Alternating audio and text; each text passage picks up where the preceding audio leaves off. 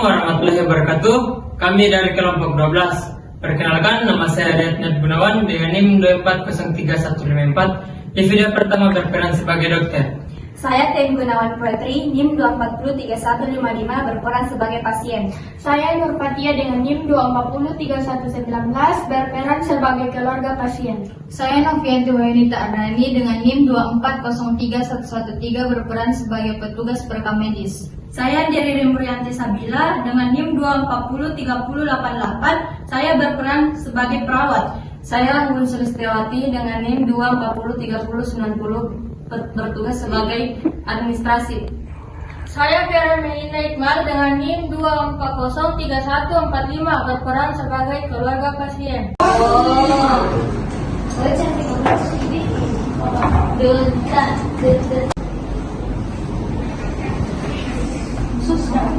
Di dalam lambat sekali kita lagi saya akan menghadapi pasien di dalam sudah visi sudah lakukan ini. Maaf ya, kami berusaha semaksimal mungkin kondisi pasien sedang kritis dan perlu penanganan cepat. Permisi Ibu, apakah Ibu dari keluarga pasien atas nama Bibi? Maaf Ibu, kartu identitas pasien tidak dapat ditemukan. Apakah Ibu mempunyai identitas lain atau kartu lain atau sistem lain? Maaf Ibu, soalnya setelah kejadian tadi pasien langsung tidur. Oh baik Ibu, ya saya akan konfirmasi. Bapak Ibu, sudah secara medis, mungkin pada ada kesalahan input data atau data belum diterbangin. Bisa tolong sebutkan nama pasien dan tanggal lahir pasien. Namanya siapa ya? Putri. Kalau tanggal lahirnya? Tanggal 1 bulan 2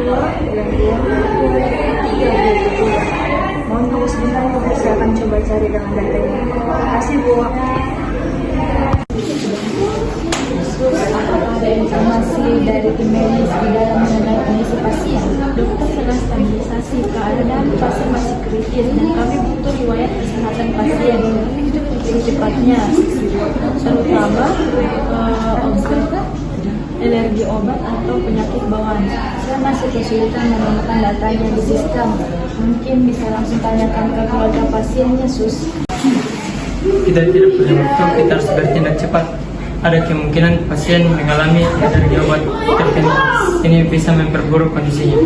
Mas, saya akan tanyakan lagi ke keluarga pasien sampai tanggal 5 nih.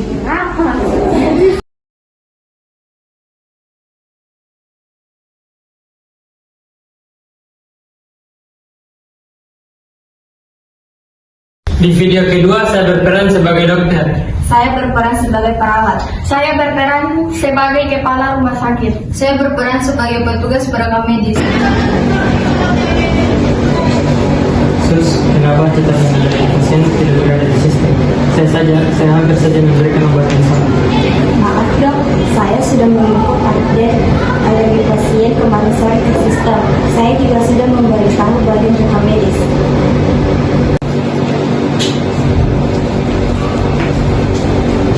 Ini bagaimana? Bagian rekam medis, kenapa data tidak terupdate? Selamat pagi dok, Sus, mohon tenang sebelumnya. Saya akan cek datanya, tapi kami belum menerima update mengenai alergi pasien tersebut. Saya sudah sampaikan via telepon Bu. Sesuai SOP, kami memerlukan form tertulis untuk memverifikasi atau mengupdate data di sistem. Kalau untuk informasi secara lisan itu saya tidak cukup. Ini bukan soal SOP, ini soal keselamatan pasien. Kenapa hal sepenting ini bisa terlewatkan? Kami tahu pentingnya informasi dok, tapi kami harus tetap menjalankan sesuai prosedur untuk memastikan akurasi data. Ada apa ini? Kenapa Ibu?